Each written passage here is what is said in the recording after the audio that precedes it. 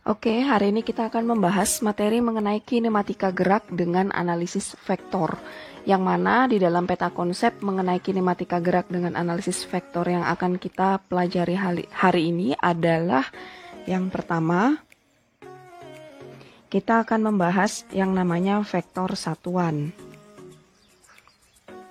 Yang kedua, kita akan membahas yang namanya aturan integral dan diferensial atau turunan dan antiturunan.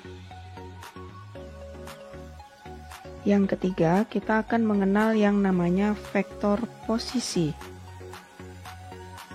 Yang keempat, kita akan mengenal yang namanya vektor perpindahan atau simbolnya adalah delta R. Yang kelima, kita juga akan mengenal yang namanya vektor kecepatan. Yang keenam, kita juga akan mengenal yang namanya vektor percepatan. Kita akan bahas satu persatu mulai dari yang namanya vektor satuan. Oke, berikut adalah pembahasan mengenai vektor satuan. Yang pertama, vektor satuan merupakan vektor yang mempunyai panjang satu satuan. Nah, di dalam sistem koordinat ruang, misalkan 3 dimensi, maka kita menggunakan lambang I, J, dan K yang akan menunjukkan vektor arah sumbu X, Y, dan Z. Misalnya seperti ini, ada vektor ruang 3 dimensi. Yang pertama, yaitu yang ini. Nah, ini vektor ruang 3 dimensi, maka penulisan untuk vektor satuan arah sumbu X biasanya kita tunjuk sebagai arah vektor I. Dan dia ada topinya di atasnya. Nah, ini adalah vektor satuan arah sumbu X, yaitu vektor I. Kemudian vektor Y, arah vektor Y jika menggunakan vektor satuan, maka dia sama saja penulisannya seperti vektor C dan dikasih topi. Sedangkan arah sumbu Z di sini untuk vektor satuannya kita tulis sebagai vektor K, pakai topi. Jadi I, J, dan K ini untuk kasus yang 3 dimensi atau vektor ruang. Oke, berikutnya untuk vektor yang 2 dimensi kita menggunakan koordinat kartesius arah X dan arah Y, sehingga vektor satuan arah sumbu X biasa disebut sebagai vektor I,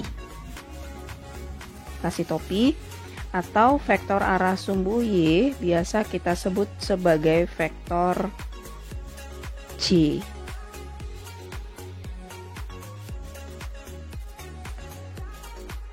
Berikutnya kita akan bahas bagaimana cara penulisan letak suatu vektor.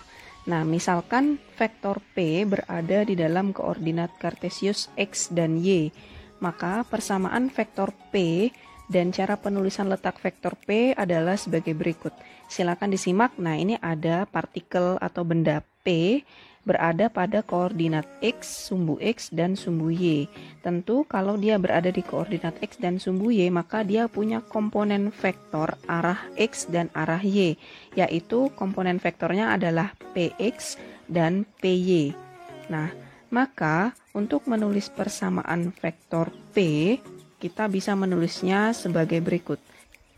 Oke, jadi untuk khusus gambar ini, karena ini gambarnya adalah 2 dimensi, maka penulisan vektor P-nya itu adalah ini, Px arah I ditambah Py arah J. Apabila kasusnya dalam 3 dimensi, maka penulisan vektor P yaitu Px arah I ditambah Py arah vektor J ditambah Pz arah K. Yang kedua, kita akan membahas mengenai vektor posisi, yang mana definisinya adalah menyatakan posisi atau letak suatu partikel atau benda dalam suatu bidang atau ruang. Nah, misalkan di sini kita berikan contoh yaitu pada koordinat kartesius X dan Y.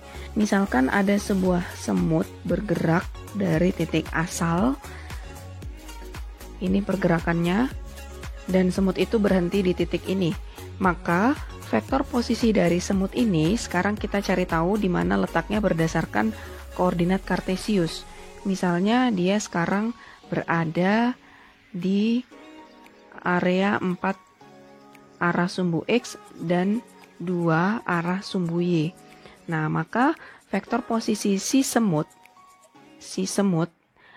kita bisa menuliskan vektor S sama dengan 4 arah I ditambah 2 arah J. Nah, ini adalah penulisan vektor posisi si semut saat ini. Misalkan contoh yang kedua, ada semut yang kedua bergerak dari titik asal ke sini. Nah, sekarang posisi si semut ini, posisi terbarunya 6,1. Maka vektor posisi si semut yang kedua sekarang ada di 6i ditambah 1j. Artinya dia berada di arah sumbu X sebesar 6 dan arah sumbu Y sebesar 1. Nah, jadi penulisan vektor posisi semut yang kedua yaitu 6i plus 1j atau 6i plus j. Nah, jadi kesimpulannya untuk menulis vektor posisi itu disimbolkan sebagai vektor R, yaitu posisinya bisa kita tulis yaitu X arah vektor I ditambah Y arah vektor J, atau jika dia 3 dimensi maka ada Z yaitu vektor K. Ini adalah cara penulisan dari vektor posisi. Setelah kita mengetahui bagaimana cara penulisan vektor posisi, sekarang kita akan menentukan berapa besar vektor posisi tersebut. Jadi akan menghasilkan besaran skalar. Besar vektor posisi yaitu harga mutlak dari vektor R, maka setara dengan Pitagoras yaitu X kuadrat ditambah nilai dari Y kuadratnya. Nah, inilah hasil dari vektor posisi atau besarnya atau nilainya saja. Jadi koordinat X dikuadratkan ditambah koordinat Y dikuadratkan. Lalu ketika kita ingin menentukan arah dari vektor posisi tersebut, arahnya itu di sini tetanya. Jadi dia berapa derajat. Nah, itu untuk menentukan arahnya kita menggunakan arah dari tan theta. Ingat, tan theta tan desa, yaitu depan samping. Nah, di sini akan membentuk area segitiga, maka depannya adalah arah sumbu Y, sedangkan sampingnya arah sumbu X. Jadi nilai koordinat Y dibagi koordinat X. Nah, nanti nilai dari arah sudutnya, nilai dari tetanya itu adalah, nah ini adalah rumusan untuk menentukan arah vektor posisi suatu benda. Yang ketiga, kita akan bahas mengenai vektor perpindahan yang disimbolkan sebagai delta R. Nah, kita sudah belajar mengenai perpindahan. Perpindahan itu adalah selisih antara perubahan posisi akhir dengan posisi awal. Jadi di sini kita tinggal mengubah dari vektor posisi akhir dikurangi dengan vektor posisi awal. Contohnya, misalkan pada gambar ini ada koordinat X dan Y. Misalkan ada sebuah benda bergerak dari titik A di koordinat 3 dan 1, kemudian dia berpindah menuju A aksen, yaitu sebesar 6 dan 4 koordinatnya. Jadi kita bisa tulis terlebih dahulu posisi awal A adalah 3i ditambah 1j, artinya 3x dan 1y, sedangkan posisi akhirnya yaitu di 6i ditambah 4j. Maka untuk menentukan vektor perpindahan, cara penulisannya adalah delta R sama dengan delta xi ditambah delta yj, artinya selisih semua vektor di sumbu x ditambah selisih semua vektor di sumbu y. Maka untuk cara yang pertama kita bisa menggunakan aljabar, yaitu delta R sama dengan selisih vektor X, yaitu 6i dikurang 3i ditambah 4j dikurang 1j. Maka hasilnya adalah 3i ditambah 3j. Dan ini adalah vektor perpindahan menggunakan cara aljabar menyamping. Nah, sedangkan cara yang kedua, kalian bisa menggunakan cara bersusun. Delta R sama dengan vektor akhir dikurang vektor awal, A aksen dikurangin A, yaitu 6i ditambah 4j, kemudian 3i ditambah 1j, kemudian keduanya dikurangkan. Maka hasilnya adalah sama 3j dan 3i. Oke, setelah kita menentukan vektor perpindahannya, maka untuk menentukan besarnya perpindahan dari A sampai A aksen, artinya nilai dari besaran skalarnya, ingat aturan Pitagoras bahwa harga mutlak dari delta R adalah akar dari delta X kuadrat ditambah delta Y kuadrat. Nah, ini adalah untuk mencari besarnya perpindahan vektor tadi, yaitu 3 kuadrat ditambah 3 kuadrat. Maka akan menghasilkan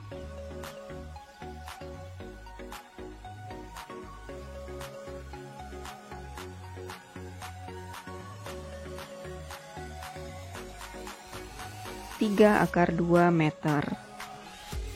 Oke, berikutnya untuk menentukan arah vektor perpindahan, nilai dari tan theta, tan desa, depan samping, yaitu nilai dari delta Y dibagi dengan delta X. Nah, ini tadi nilainya adalah 3i plus 3j, berarti 3 per 3, hasilnya adalah 1. Nah, nilai 1, maka nilai tetanya adalah 45 derajat. Jadi dia berpindah sebesar 45 derajat. Kita akan membahas mengenai vektor kecepatan.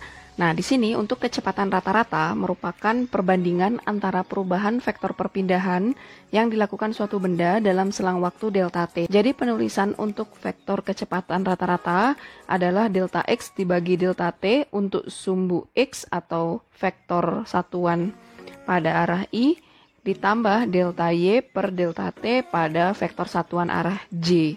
Sehingga untuk penulisan vektor kecepatan rata-rata adalah Vxi plus Vyj. Untuk menentukan besarnya kecepatan sama seperti perpindahan tadi, yaitu harga mutlak dari V adalah akar dari Vx kuadrat ditambah Vy kuadrat. Berikutnya adalah vektor percepatan. Percepatan rata-rata merupakan perbandingan antara perubahan dari vektor kecepatan yang dilakukan suatu benda dalam selang waktu delta t. Sehingga untuk penulisannya adalah delta Vx dibagi dengan delta t pada arah i ditambah delta Vy per delta t arah j. Sehingga penulisan akhir dari vektor percepatan adalah Axi ditambah Ayj. Dan untuk menentukan besarnya percepatan sama, yaitu menggunakan aturan Pitagoras, yaitu harga mutlak A sama dengan akar dari AX kuadrat ditambah AY kuadrat. Oke, yang keenam akan dikenalkan mengenai diferensial dan integral. Nah, diferensial atau arti dalam bahasa Indonesia adalah turunan. Teoremanya, misalkan ada sebuah persamaan matematik yaitu Y sama dengan A dikali T pangkat N. Maka hasil turunan dari Y atau Y aksennya sama dengan dy per dt, artinya diferensial Y terhadap waktu T. dt-nya itu adalah terhadap waktu. Nah, maka turunannya bentuknya adalah diferensial Y-nya kita masukkan semua A, T pangkat N per dt, maka nilai dari Y aksennya sekarang adalah, kalian perhatikan pangkatnya, N-nya nanti akan maju sebagai pengali. Jadi, N dikalikan A, kemudian T, dan pangkatnya berkurang 1, yaitu N-1. Nah, ini adalah hasil dari turunan pada suatu persamaan matematika. Jadi teoremanya seperti itu. Contohnya, misalkan ada suatu persamaan Y sama dengan 2T pangkat 3. Maka nilai dari Y aksennya adalah dy per dt, yaitu diferensial dari 2T pangkat 3 per dt. Hasilnya adalah, ingat pangkatnya maju ke depan, jadi nanti pangkatnya itu ke depan sini sebagai pengali. Jadi pangkatnya nanti akan maju, yaitu 3 dikali 2T3 min 1. Maka hasilnya adalah 3 dikali 2 T pangkat 2, atau hasilnya adalah 6T pangkat 2. Contoh yang kedua, misalkan Y sama dengan 2T kuadrat. Maka nanti nilai dari Y aksennya langsung saja kita pakai caranya. Jadi 2 nanti maju ke depan dan 2 ini nanti akan berkurang 1. Jadi nanti hasilnya adalah 2 dikali 2T 2 min 1. Berarti hasilnya adalah 2 dikali 2T pangkat 1. Maka 4T. Lagi contoh yang berikutnya, Y sama dengan misalkan setengah T pangkat 2. Maka nilai dari Y aksennya adalah, ingat 2-nya maju ke depan, jadi 2 dikali setengah T 2 dikurang 1. Maka ini coret, hasilnya adalah T pangkat 1. Contoh lagi, misalkan Y sama dengan 4. Maka turunannya Y aksennya adalah 0. Kenapa bisa seperti itu? Karena ini sebenarnya adalah 4T pangkat 0. Jadi nanti 0-nya maju ke depan menjadi pengali, yaitu 0 dikali 4T 0 min 1. 0 dikali 4 adalah 0. Maka hasilnya adalah 0. Kalau tidak ada variabel T yang diturunkan terhadap waktu, maka nanti nilainya tetap 0. Oke, tadi setelah kita mempelajari mengenai diferensial atau turunan, lawan dari turunan di sini adalah integral atau anti turunan. Nah, integral ini memiliki teorema, misalkan ada persamaan Y sama dengan A dikali T pangkat N. Maka hasil dari integral atau anti turunannya, kita menggunakan simbol seperti S ini, seperti ular yang melungker ini. Ini simbol dari integral. Jadi integral dari Y itu adalah AT, nanti N-nya di pangkat N-nya itu ditambah 1 dibagi dengan N plus 1 DT. Ini rumusannya saja. Nah, contohnya langsung ke aplikasi. Jadi contoh yang pertama, misalkan ada persamaan matematika Y sama dengan 2T pangkat 3. Maka integral dari ini, Y aksennya, integralnya adalah 2T pangkat 3 DT, maka akan menghasilkan 2T pangkatnya bertambah 1 dibagi 3 ditambah 1. Maka Y aksen hasilnya adalah 2T pangkat 4 per 4. 2 dibagi 4 artinya adalah setengah T pangkat 4. Nah, ini adalah hasil dari integral. Contoh yang kedua, misalkan Y sama dengan 6T kuadrat, maka integral dari 6T kuadrat DT adalah 6T 2 pangkatnya itu ditambah 1 per di bawahnya juga 2 ditambah 1.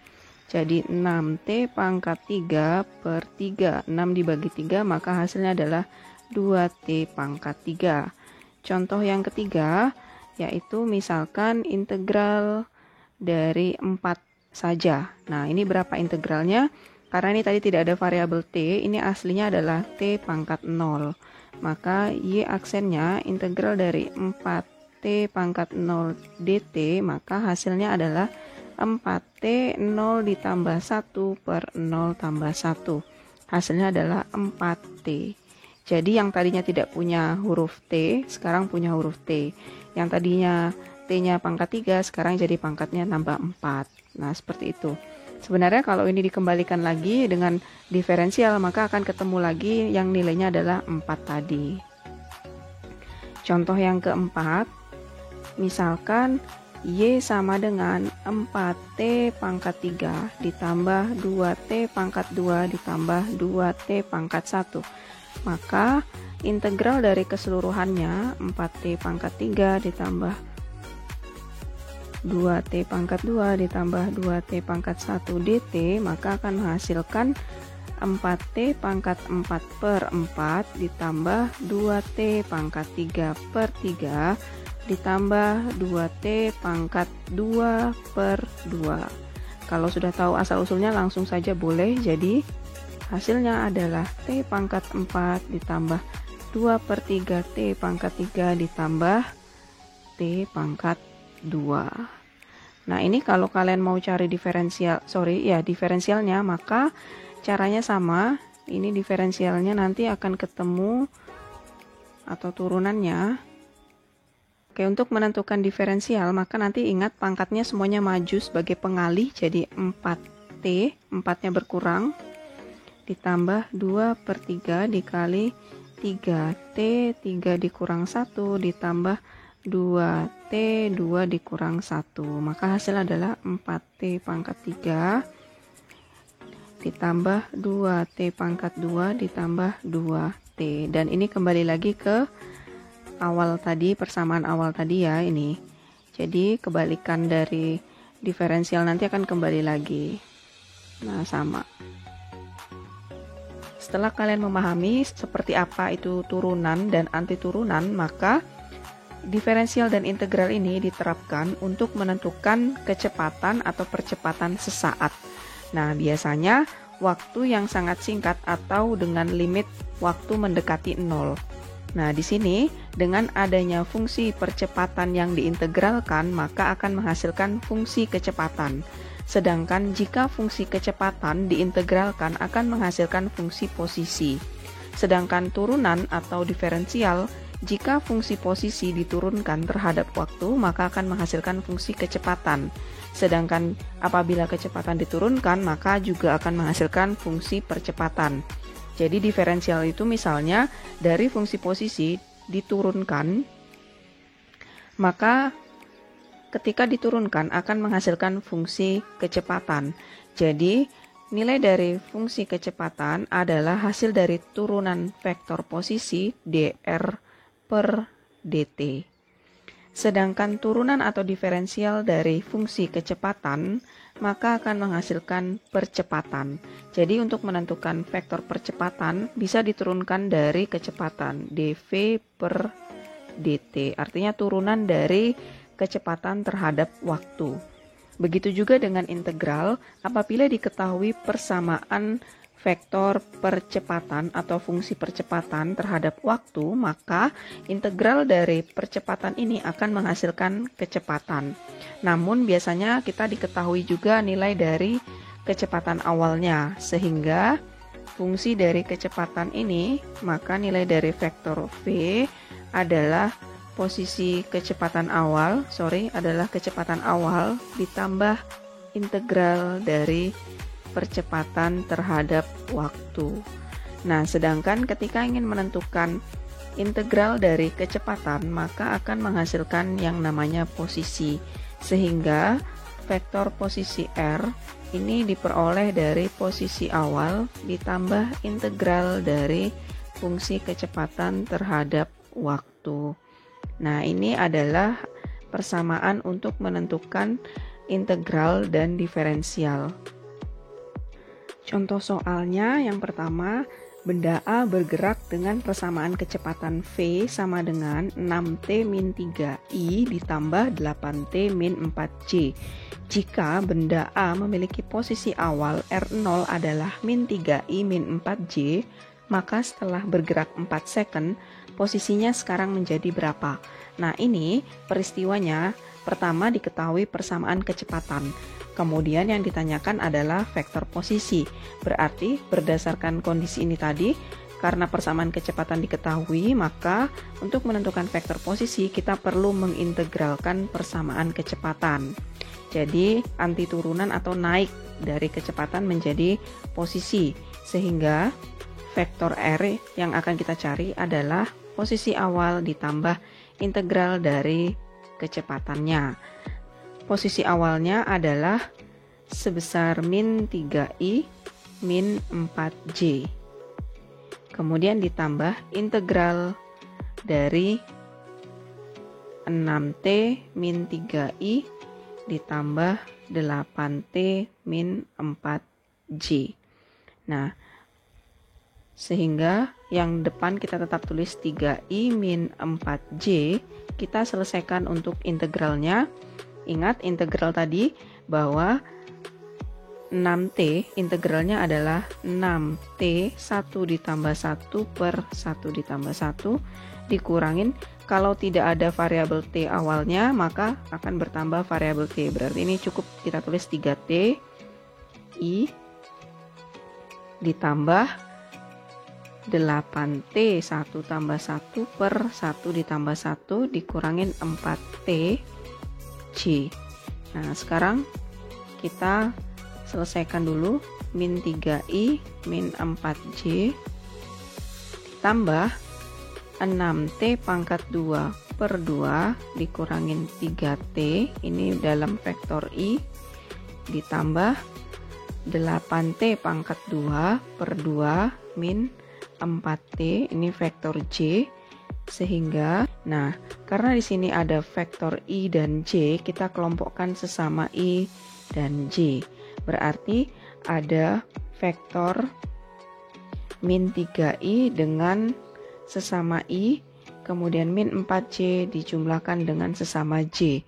Jadi persamaannya, sehingga vektor r adalah, kita rapikan, yang kuadrat terbesar di depan 3t kuadrat min 3t min 3i ditambah 4t kuadrat min 4t min 4j.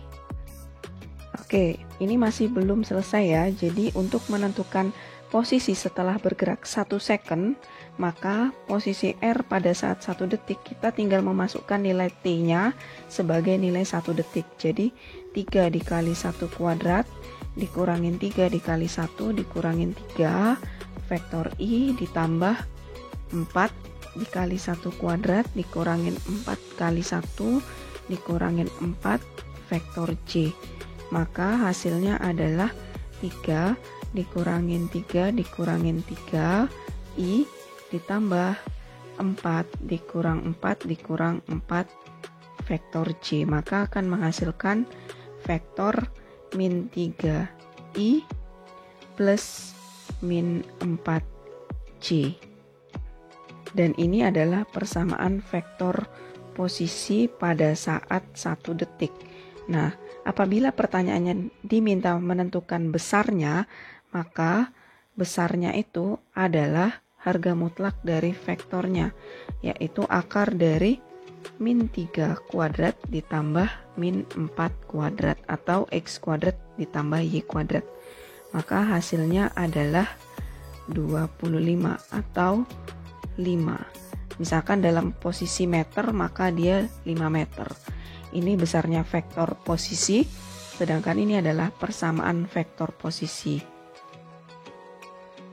Oke, untuk kasus yang kedua, di sini diketahui vektor posisi persamaannya adalah 8ti ditambah 4t min 5t kuadrat j. Nah, setelah benda bergerak 1 second, maka besar kecepatan benda adalah berapa meter per second. Artinya di sini kita menentukan kecepatan sesaat pada saat 1 detik, bukan kecepatan rata-rata ya. Jadi kecepatan pada detik ke-1.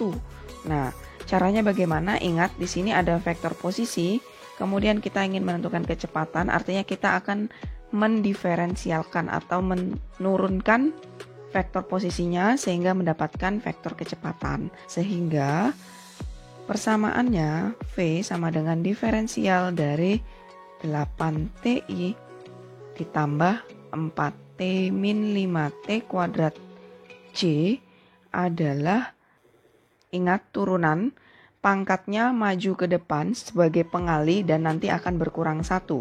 Jadi nilai pangkatnya sekarang adalah, ini kan pangkat T, T-nya ini pangkat 1 sebenarnya.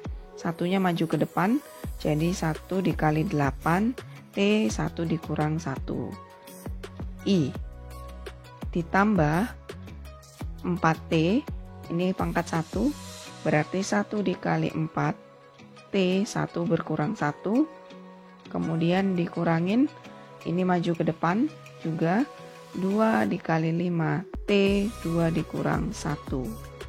Maka hasilnya adalah 8I ditambah 4 dikurang 10T C. Nah, ini kelompok I dan kelompok C. Kita dimintanya adalah mencari kecepatan sesaatnya pada saat detik ke-1, berarti nilai kecepatan pada saat 1 detik adalah 8I ditambah, kita masukkan nilai T-nya 10 dikali 1 detik C. Maka akan menghasilkan 8I plus min 6C. Nah, ini adalah vektor kecepatannya. Namun, karena di sini kita ingin menentukan besar kecepatan, artinya yang diminta adalah besaran skalarnya, berarti untuk menentukan besarnya kecepatan, kita pakai harga mutlak dari V-nya. Adalah akar dari 8 kuadrat ditambah min 6 kuadrat. Dan hasilnya adalah akar 100 atau 10 meter per second. Dan ini adalah nilai dari besarnya kecepatan. Apabila hanya sampai di sini, ini adalah nilai dari persamaan vektor kecepatan sesaatnya. Oke, sekian mengenai materi kinematika dengan analisis vektor pada gerak lurus.